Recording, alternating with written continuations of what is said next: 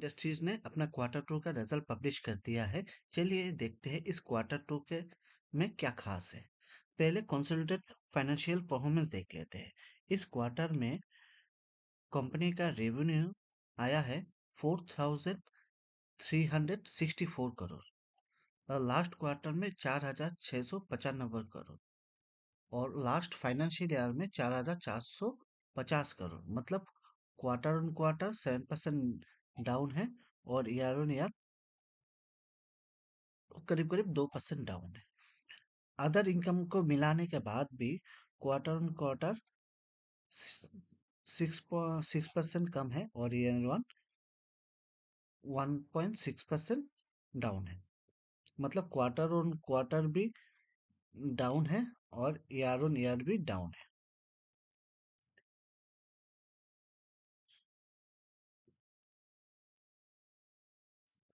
इसमें जो खास है कि एम्प्लॉय का एक्सपेंसेस जो है वो क्वार्टर ऑन क्वार्टर भी स्टेबल है और year on year slightly increase किया है। क्वार्टर ऑन क्वार्टर 0.04% कम हुआ है मगर ईयर ऑन वन 3.7% बढ़ा है। और कॉस्ट ऑफ मटेरियल में देख सकते हैं cost of material quarter on quarter कम हुआ है और ईयर वन भी कम हुआ है। तो टोटल एक्सपेंसेस में अगर अगर हम लोग देखते हैं तो इस क्वार्टर में टोटल एक्सपेंसेस था 4,164 करोड़ और लास्ट क्वार्टर में रेस्पेक्ट में ये 4% कम है और ईयर ऑन ईयर 2.2% ज़्यादा है। तो हम लोग अगर कंपैरिजन करेंगे तो रेवेन्यू 7% कम है और एक्सपेंसेस 4% कम है। मतलब मार्जिनल है। और ईयर ऑन ईयर रेवेन्यू कम है मगर एक्सपेंसेस ज़्यादा है मगर उतना भी ज़्यादा नहीं 0.2 मतलब मार्जिनल है। तो अगर हम लोग अगर देखेंगे कि उसका प्रॉफिट आफ्टर टैक्स कितना आया है तो प्रॉफिट आफ्टर टैक्स आया है 173 करोड़ जो लास्ट क्वार्टर के रेस्पेक्ट में -36% कम है। -36 नहीं 36.8 मतलब 37% कम है और ईयर ऑन ईयर -25% कम है। मतलब प्रॉफिट आपका ईयर ऑन ईयर भी कम है और क्वार्टर वन भी कम है। इसलिए इस क्वार्टर में ईपीएस ईयर ऑन ईयर भी कम था और क्वार्टर वाटर भी कम था। EPS quarter on quarter -37% down था और ईयर वन -25% डाउन है। मतलब आप देखेंगे तो ईपीएस भी डाउन है, प्रॉफिट आफ्टर टैक्स भी डाउन है। मार्जिन भी देख लेते हैं। मार्जिन इस क्वार्टर में था 4%, लास्ट क्वार्टर में था 5.8% और लास्ट ईयर में था 5.2%। मतलब क्वार्टर ऑन क्वार्टर भी डाउन है, ईयर ऑन भी डाउन है। तो अगर हम लोग इसको एनालाइज करते हैं तो मतलब प्रॉफिट भी कम है, ईपीएस भी कम है, मार्जिन भी कम हुआ है। तो अगर एक्सपेंसेस को हम लोग एनालाइज करते हैं तो जो ये रॉ मेटेरियल का कॉस्ट है वो रॉ मेटेरियल का कॉस्ट इस बार कम हुआ है। मगर इसमें एक मैनेजमेंट ने एक नोट दिया है कि इस बार का रॉ मेटेरियल का कॉस्ट क्यों कम है क्योंकि प्रोडक्शन कम हुआ है। प्रोडक्शन क्यों कम है क्योंकि जीएसटी इस बार कम हुआ है। इसलिए जो पहले जो स्टॉक था उसको खाली कर रहे हैं, नया प्रोडक्शन नहीं कर रहे क्योंकि जीएसटी कम होने के बाद सडनली जो मार्केट में डिमांड है वो कम हो गया है। क्योंकि लोग कस्टमर के अंदर ये कंफ्यूजन रहता है कि अगर हम लोग अभी लेंगे तो नया जीएसटी भी मिलेगा या नहीं मिलेगा। इसके वजह से ये 1-2 महीना 3 महीना रहेगा उसके बाद सब कुछ ठीक हो जाएगा। तो इसलिए अभी प्रोडक्शन कम कर रहा है। इसके वजह से रॉ मटेरियल का कॉस्ट कम हुआ है और एम्प्लॉय का कॉस्ट भी क्वार्टर ऑन क्वार्टर स्टेबल है और year on year slight increase हुआ है, 3% इंक्रीज हुआ है जो बोल सकते हैं वो भी स्टेबल है। अदर एक्सपेंसेस भी मार्जिनली स्टेबल है। और फाइनेंशियल कॉस्ट जो है, फाइनेंशियल कॉस्ट इस बार हायर है क्योंकि शॉर्ट टर्म बोरोइंग कंपनी ने बहुत किया है। तो ये एक चीज आपको नोट करके रखना है। मार्जिन भी अगर हम लोग देखते हैं तो हर एक मार्जिन हम लोग जो देखते हैं कि लास्ट क्वार्टर के रेस्पेक्ट में अभी देखिए डाउन है। जिस रेस्पेक्ट में हम लोग देखेंगे लास्ट क्वार्टर ऑन क्वार्टर और ईयर ऑन ईयर दोनों में डाउन है, तो मार्जिन भी डाउन है। मगर मार्जिन क्यों डाउन है?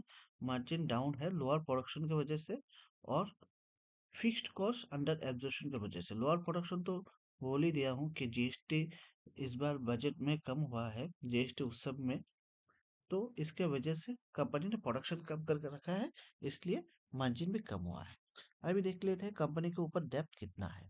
जो अभी डेब्ट जो इस बार है वो मॉडरेट है, म- मतलब बोल सकते हैं ज्यादा भी नहीं कम भी नहीं है। और फाइनेंशियल कॉस्ट जो है वो 39.7 करोड़ है, मतलब स्लाइट, अगर हम लोग लास्ट क्वार्टर के रेस्पेक्ट में कंपेरिजन करेंगे तो स्लाइटली आया है। और कैश और इक्विवेलेंट जो है वो 120 करोड़ है, वो लास्ट क्वार्टर में रेस्पेक्ट में कम हुआ है। तो बोरोइंग के भी हम लोग बोल सकते हैं बोरोइंग भी उतना ज्यादा नहीं है, मॉडरेट है। इतना बड़ा कंपनी के लिए तो ये सब चलता है। सेगमेंट वाइज अगर देखेंगे तो ऑटोमोटिव बैटरी जो है उसका रेवेन्यू, एक्सपेंसेस, मार्जिन सभी स्टेबल है। मगर क्या है, ये जीएसटी रेट कट के वजह से टेम्पररी डिमांड में डिस्ट्रीब्यूशन आया है, इसलिए कंपनी ने अभी प्रोडक्शन कम करके रखा है, इसके वजह से स्टेबल है। नहीं तो ये कंपनी का जो कोर बिजनेस है ऑटोमोटिव बैटरी, उसमें एक अप ट्रेंड तो श्योर देखना था।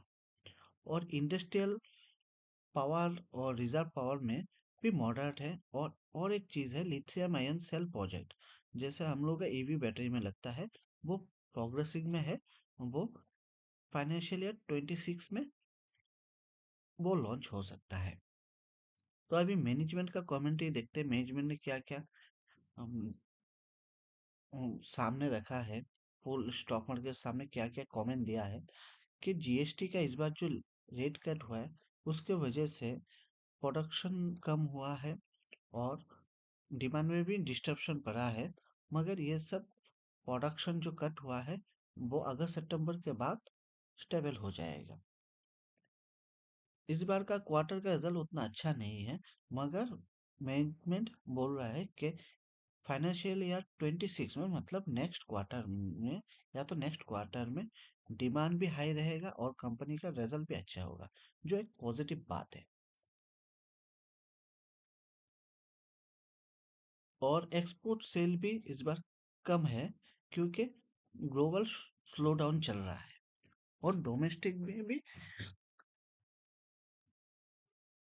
डोमेस्टिक डिमांड भी कम है क्योंकि जीएसटी रेट कट के वजह से, मतलब अभी जो इस कंपनी का जो एक्सपोर्ट है वो ग्लोबल स्लो डाउन की वजह से थोड़ा कम है। तो इस मैनेजमेंट के कमेंट्री में मुझे तो सिर्फ एक ही चीज खास लगा कि नेक्स्ट क्वार्टर में वो लोग देख रहे हैं कि एक अच्छा डिमांड होगा और कंपनी का रिजल्ट भी बढ़िया होगा। तो इस रिजल्ट में वन टाइम कुछ एक्सेप्शनल है या नहीं, तो एक्सेप्शनल आइटम इस क्वार्टर में नहीं है। लास्ट देख उसके बाद देख लेते हैं कि इसके कंपैरिजन में जो अदर कंपनी है उसका पी कैसा है। जैसे एक्साइज इंडस्ट्रीज का पी है 48, और उसका जो कंपैरिजन में अमरा राजा एनर्जी है, अमरा राजा बैटरी, उसका जो है उसका है 35 to 40, मतलब आप बोल सकते हैं कि थोड़ा सा कम है। और एचपीएल पावर का 44 है। मगर हम लोग अगर मार्केट कैप देखेंगे तो एक्साइड इंडस्ट्री का मार्केट कैप ज़्यादा है, तो इस एक्सपेक्ट में पी उतना ज़्यादा नहीं है, पी ठीक ठाक ही है। इस रिजल्ट में, क्वार्टर टू के रिजल्ट में, कंपनी ने ना डिविडेंड डिक्लेयर दिया है, ना बाईबैक का कुछ प्रॉमिस किया है, ना बोनस इशू किया है, मतलब कॉर्पोरेट एक्शन में कोई भी गुड न्यूज़ नहीं है। तो कंपनी का रिजल्ट मार्केट एस्टिमेट को बीट किया है नहीं, तो मेजर जो ब्रोकरेज हाउस है उसने कोई भी मार्केट एस्टिमेट नहीं दिया है। मग तो इस हिसाब से बोल सकते हैं कि रिजल्ट जो है ब्रॉडली इन लाइन ही है, ना उतना खराब है ना अच्छा है। इस बार जीएसटी रेट कट की वजह से जो रिजल्ट आया है ठीक ठाक है। तो फाइनल अगर हम लोग कॉम्बाइंड इसका व्यू देंगे तो रेवेन्यू नेगेटिव है, -7% है due to GST impact. Profitable भी वीकर है क्योंकि पैट बोलिए पीबीटी बोलिए वो भी 30 to 35% डाउन है क्वार्टर वन क्वार्टर। मार्जिन भी कॉम्प्रेस हुआ है क्योंकि वॉल्यूम तो ड्रॉप हुआ है, मतलब खरीदारी का डिमांड तो कम हुआ है, तो फिक्स्ड कॉस्ट रिकवरी की वजह से मार्जिन ड्रॉप हुआ है। ईपीएस भी बहुत ज़्यादा डाउन है क्योंकि ईपीएस है 2.02 और लास्ट क्वार्टर में था 3.21, मतलब करीब करीब 40% to 50% कम हुआ है। डेप्थ और लिक्विडिटी जो है, मतलब कंपनी के अंदर जो बोरिंग है, उधार जो लेते हैं कंपनी, वो तो अच्छा है, स्ट्रांग है, मतलब ज़्यादा कंपनी के अंदर उधार नहीं है, मतलब डेप्थ फ्री तो नहीं बोल सकता मगर मॉडरेट कंपनी का अंदर मॉडरेट बोरिंग है। तो कंपनी का फ्यूचर ग्रोथ जो है, फ्यूचर ग्रोथ पॉजिटिव ही देख रहा है क्योंकि लिथियम आयन का भी एक प्रोजेक्ट स्टार्ट कर रहा है 26 में जो होगा, और साथ में नेक्स्ट क्वार्टर में उसका रिकवरी आ सकता है। वैल्यूएशन अगर देखें तो प्रीमियम है, मगर हम लोग एक्सपेक्ट कर सकते हैं कि फ्यूचर में इसका प्राइस गेन भी होगा। और अगर हम लोग दूसरा कंपेटिटर को भी देखते हैं, जैसे हमारा राजा या तो दूसरा जो और एक शेयर था, क्या था, एचपीएल पावर, सबका ही पी करीब करीब सेम बॉर्डर लाइन में है। तो मतलब इस सेक्टर में कंपनी का जो वैल्यूएशन है वो प्रीमियम नहीं बोल सकते, ठीक ठाक है। तो मार्केट व्यू मेरे ख्याल से इसका न्यूट्रल ही होगा, और ओवरऑल तो ठीक ही है, उतना ज़्यादा चिंता करने का कोई बात नहीं है। तो ठीक, तो इस ख्याल से मेरे ख्याल से ये रिजल्ट ठीक ठाक ही है, ना उतना खराब ना अच्छा। देखते हैं मार्केट का रिएक्शन क्या आता है। Thank you very much.